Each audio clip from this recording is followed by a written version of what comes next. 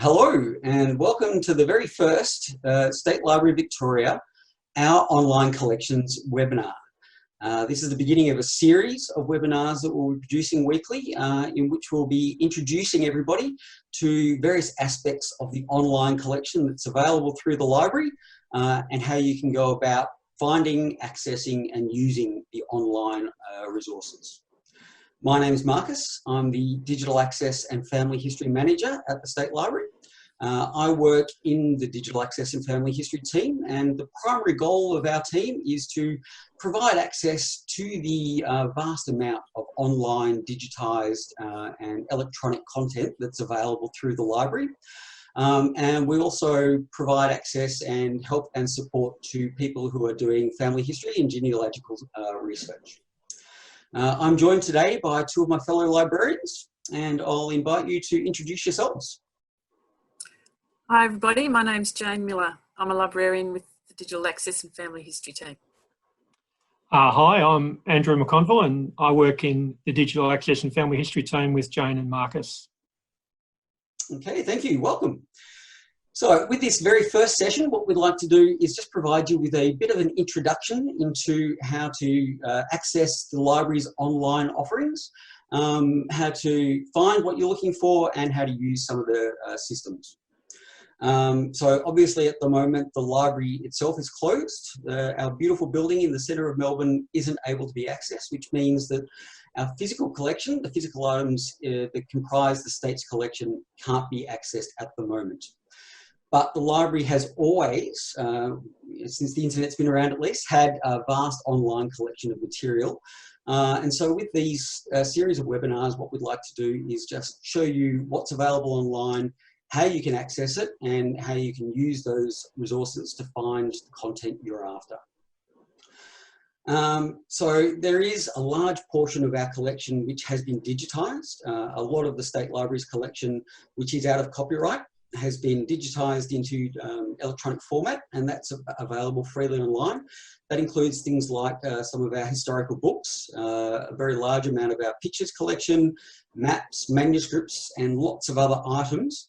And all of that content is available completely freely online to anybody who has an internet connection. We also have a lot of licensed content that we have available. Now that's content that we subscribe to through large research databases and other providers. And we can then make that available to the public, patrons who are members of the library and Victorian residents. So if you'd like to get access to the subscription content, and we'll show you a little bit later on how you can start to find some of that content, then you can quite simply and easily become a member, and that's a completely online process. So if you go to the State Library homepage, and you can access the homepage just by doing a Google search for State Library Victoria, or SLV will usually take you straight to our homepage. And then if you just click on Become a Member up here at the top right-hand corner of the screen, and then just follow the steps through, the system will ask you to click once again here to become a member, and then just pop in your details. When you get to the option to choose what access you'd like, select the option to have access to electronic resources, enter your Victorian address, and then we'll send out your library membership number either by email or SMS. And within just a few minutes of receiving that membership number, you'll have access to all of the online content that's available to our members from home. And just a quick note about the State Library's collection. So somewhat different to your local public library, which collects a lot of popular fiction, will have a lot of titles by your favourite fiction authors. The State Library's collection is much more geared towards non-fiction. Think of us more of a reference and research library. So the primary focus of our collection is non-fiction, but within that, our collection remit is almost any topic that you would care to think of. So if you're looking for popular fiction or leisure reading, checking your local library is probably the best place to go. But for anything else, any other topic that you care to think of, come to the State Library and you'll be able to find just about anything you're after. Okay, well, I think that's enough from me for now. So I'm going to hand over to Jane, and she will show us how you can go about accessing the catalogue and start to find some of the online material that's available. So take it away, Jane. Thanks, Marcus. Well, I thought a good search to start with today would be gardening, which is an activity that many people seem to be undertaking at the moment. We have a large number of resources on this subject. So I've just done the search on our home page, and we've got through to our results screen. And there you can see we've got over 3,000 items with that search on gardening. But today we're focusing on online material. So you can click on that link and that will reduce the list to 345. You can see also across the top here, we've got links to recommended resources. So we've got a research guide on agriculture. Our Australiana Index provides references to a vast array of material on all sorts of topics, particularly in relation to Victoria, Victorian history. And also we've got a page on our website exploring our plant and garden resources. But coming down the side here on the right-hand side, you'll see the scopes that you can use to further narrow your search. And again, you can choose particular subjects, a resource type, so books, pictures. These are our freely available pictures that we've digitised from our own collection. Websites are, again, freely available websites on the topic of gardening. You can limit by date. And then the SLV collection will give you, again, the type of material. Now, ebooks, that will take you through to a list of books that you do need your membership to access. So here we have a list of 37 books. Going through to the detail view, you will get the screen which tells you more about the book and also access to instructions on how to view the ebook and the link through to view the ebook. That's the point at which you need to sign in with your membership details. We've also got a large number of resources from our own collection that we've digitised in the, oh wait a sec, we'll get out of the ebooks. So go back to our full list. In our rare book collection, we've, wait a minute, where'd that go? Oh, where'd it go? Here, in our rare books collection, this is a lot of material from our own collection that we've digitised, as Marcus said, freely available. So you can just click on the link and go through to the item.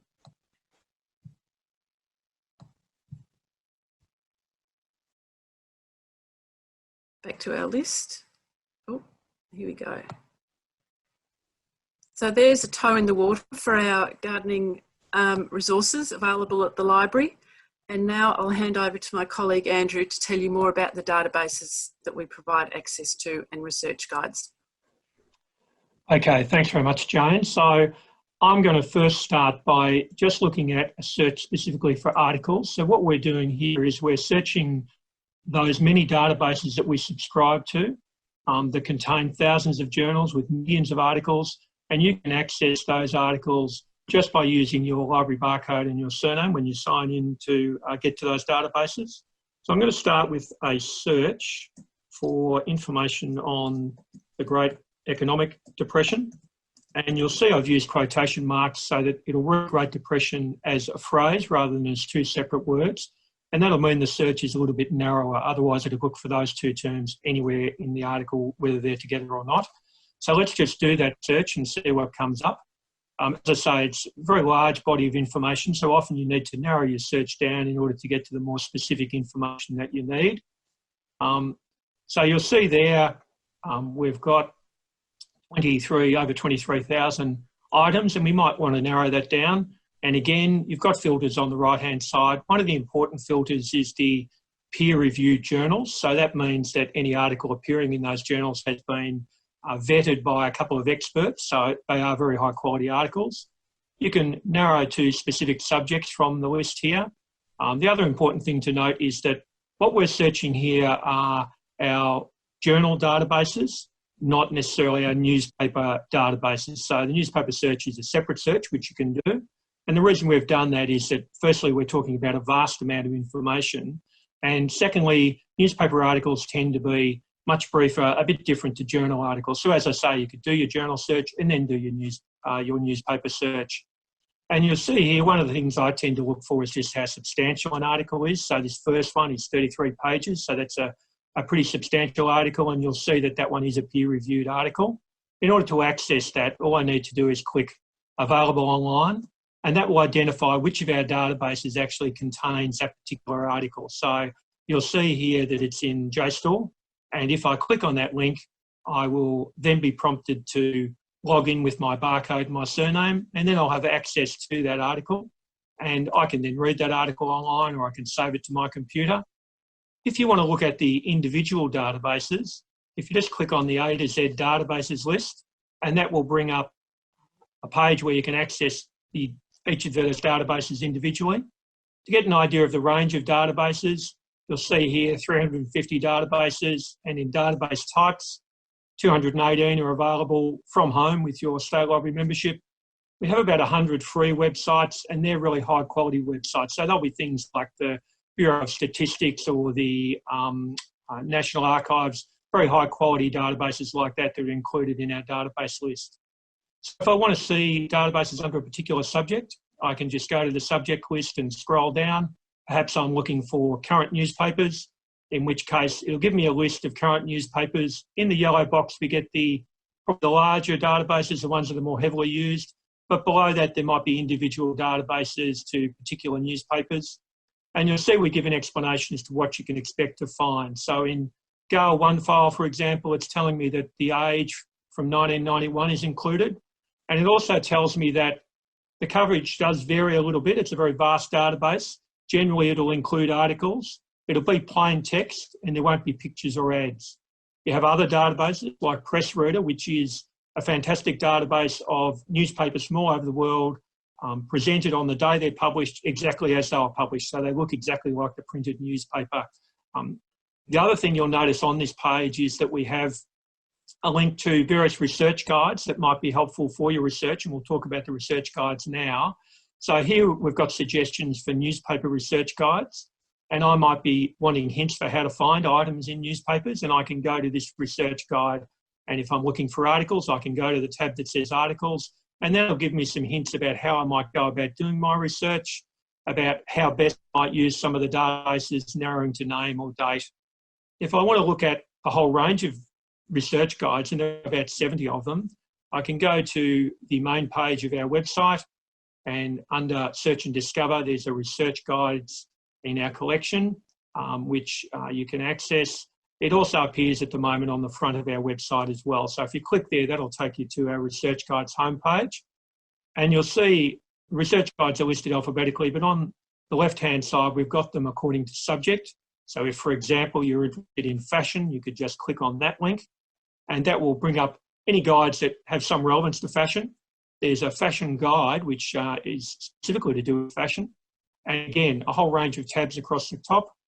I can click on researching fashion to get some general ideas, and that'll take me through how I might search the catalogue, about different journals and magazines that might be available online, like Life magazine, for example, different databases that are relevant, things like Harper's Bazaar that we have from 1867 right through to now, things like Vogue, which we have from 1892 right through to now, and also how to do an article search. There's an example of an article search, which we looked at before, so I can click on that and that will execute that search.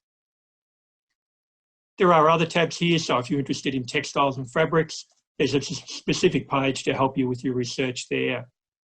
If you go back to the Research Guides homepage, you can also search across the research guides for keywords. So I'm going to pop in a keyword here. So I'm looking for explanatory memoranda, which are related to bills presented to Parliament.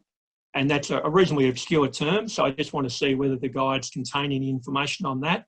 So I can just search across the guides. And as you can see, it comes up with a range of guides that include that, including this top one, which looks like it might have a page on explanatory memoranda, and in fact it does, and that tells me exactly what they are, how I might find them online for Victoria and for the Commonwealth, older explanatory memoranda, how I might locate those, and also how I might use Hansard in order to find the type of information that's contained in explanatory memoranda. So that's really the research guides and the article search, both very useful to help you with your research. So now I'm going to pass back to Marcus to tell us a little bit about the help screens and about the Ask a Librarian service. Thank you, Andrew, and thank you, Jane, as well. So yeah, that's been a little bit of a brief introduction into how you can go about accessing and finding online information that's available through the library. As I said initially, this is going to be an ongoing series of webinars where we will delve into other aspects of the online resources that are available. But if you want to get in straight away and start accessing the content, if you're in the catalogue, you can see up here in the menu bar there's a help button. And if you click on that, it will open up our how to use the catalogue help pages. And we have here a series of brief pages, some of which have some video tutorials included as well, that explain all the different aspects of using the catalogue, searching for different types of material, and also how you can go about finding some of the online resources that we've talked about today. So you can see there we've got how to do a basic search or how to use the advanced search, finding articles or newspaper articles, and we've also got links for how to access e-resources from home and viewing the digitised collections. So at any time you can jump in here, have a look at those help pages to help you out with any aspects of using the catalogue or any of the online resources that are available through the State Library. And one final thing we'd like to mention, as I said at the start, the library building itself is closed, but most of our staff are still working from home, and as much as possible we are aiming to keep the library service running and available to people online. So we are still able to help you out with your research queries or any questions you have about using our catalogue, accessing any of our content or resources, or any of the online items that we've spoken about today. If you go to the State Library homepage and just scroll down a little bit, you'll get to the Explore Our Collection section. And you can see here, there's a link to the Ask Our Librarians for Assistance.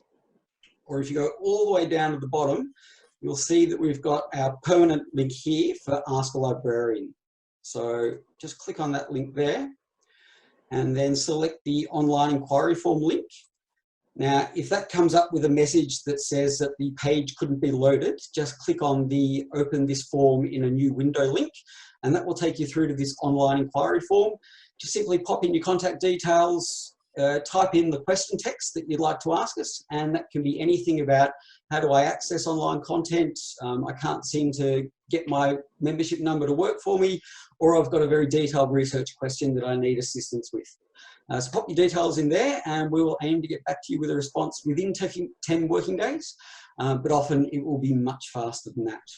So as I said, we've got librarians online ready to answer your questions, so feel free to send us through any questions you may have about anything we've talked about in today's session, or any other questions you have related to anything in the State Library's collection or any research you're trying to undertake. So thank you once again to Andrew and Jane, and I hope you found this to be a useful webinar. Keep your eyes on the What's On page, which is available on the State Library homepage. So if we just go back there quickly, we've got the What's On page here, and there'll be regular updates for all the content that's going to be available for you to find out about online. So make sure you keep your eye on that, and we hope to see you online again in the near future.